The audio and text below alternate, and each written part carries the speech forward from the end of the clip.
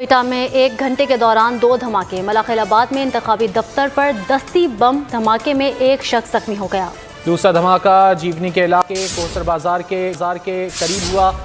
क्या समझते हैं पूरी दुनिया में क्या इमेज जाएगा हमारा? हम एक तरफ कहते हैं पाकिस्तान में बड़ा पीस है, दूसरी साइड पे ये चीजें जो सामने। More than 50 people have been killed in 2 separate bomb attacks in Pakistan. आप ये सोचिए कि टाइम वो आ गया है कि खुदकुश बमबार कहीं पर भी दाखिल हो सकते हैं, तालीमी इदारे भी महफूज नहीं है। और कहा जा रहा है कि अब BLA की तरफ से कुछ ऐसे लोग दाखिल हो चुके हैं और वो यहाँ पर हमले करेंगे। यहाँ पे तकरीबन 3 दिन में 100 से ज्यादा अटैक हो चुके हैं। तकरीबन 50 से ज्यादा जो इंटरनेशनल मीडिया कवर कर रहा है या बता रहा है कि 50 से ज्यादा पाकिस्तान के सिक्योरिटी फोर्सेस के लोगों की जानें जा चुकी हैं। क्या कहना चाहेंगे? पहले 2 मंथ उन्होंने इस्लामाबाद प्रेस क्लब के बाहर धरना दिया, उनकी शायद बात नहीं मानी गई, और अब जो उस तरीके से BLA या जो भी वहाँ के लोग हैं वो ये चीजें करते नजर आ रहे हैं। कोयटा में धमाके की आवाज सुनी गई है। पुलिस धमाके की जगह का तयन कर रही है। 24 घंटे में 34 हमले, बड़ी चीज है। पाकिस्तान के बलूचिस्तान में ये लॉलेसनेस बताता है कि क्या सूरत हाल है और पाकिस्तान की आर्मी किस तरीके से इसे डील करती है।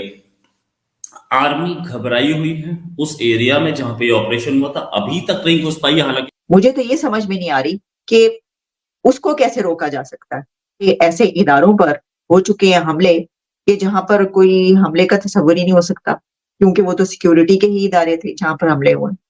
तो अगर उन इदारों पर हमले हो चुके होंगे तो फिर इन तालीमी इदारों को कैसे इनकी हिफाजत की जा सकती है? कहीं पर कोई भी दहशतगर्द है या वहां पर तालीमी इदारे भी महफूज नहीं है। और कहा जा रहा है कि अब BLA की तरफ से कुछ ऐसे लोग दाखिल हो चुके हैं और वो यहाँ पर हमले करेंगे।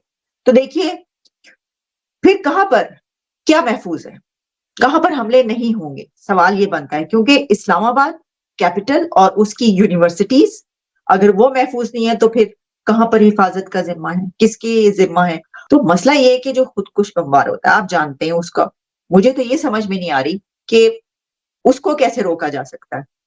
और इससे पहले ऐसी, ये तो देखिए यूनिवर्सिटीज और कॉलेजेस हैं, इससे पहले ऐसे ऐसे इदारों पर हो चुके हैं हमले कि जहां पर कोई हमले का तस्वर ही नहीं हो सकता, क्योंकि वो तो सिक्योरिटी के ही इदारे थे जहां पर हमले हुए।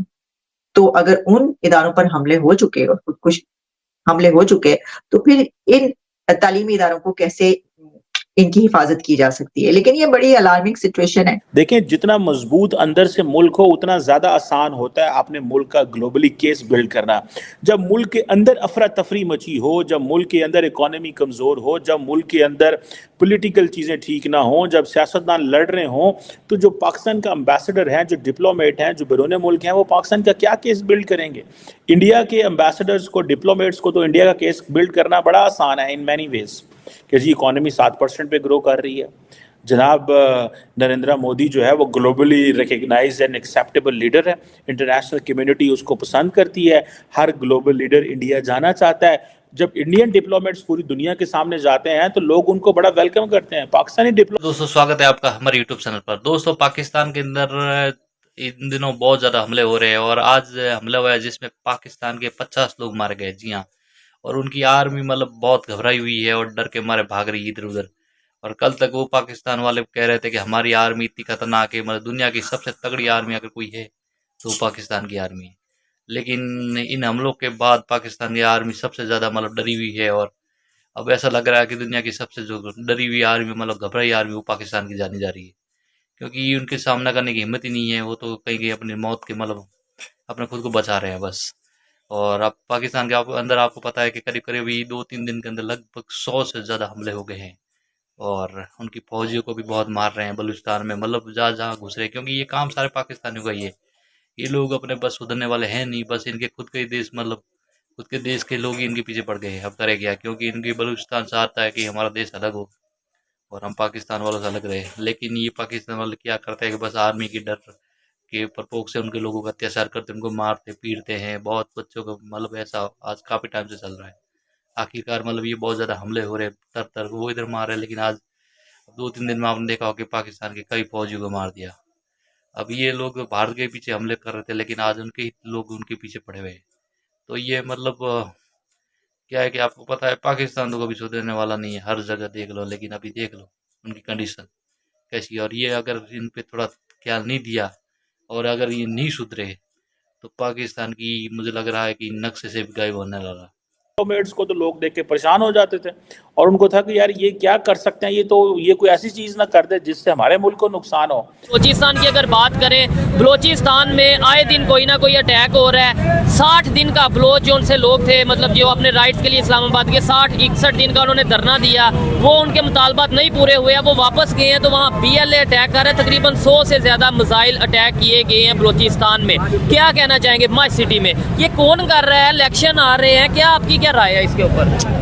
मेरी तो राय यही है कि जो भी हो रहा है बहरहाल गलत हो रहा है। ये कि जो अभी जो है मतलब जिसके हाथ में है जो हुकूमत है उसे ये चीजें देखनी चाहिए। ये हो रही है, क्यों हो रही है? ऐसे ही है, नाजायज हो रही है ये। तो इसमें कोई शक नहीं है कि भाई देखें, जो हमारी गवर्नमेंट है ये उसकी जिम्मेदारी है, चाहे बलूचिस्तान हो, चाहे पंजाब हो, सिंध हो, कोई भी हो।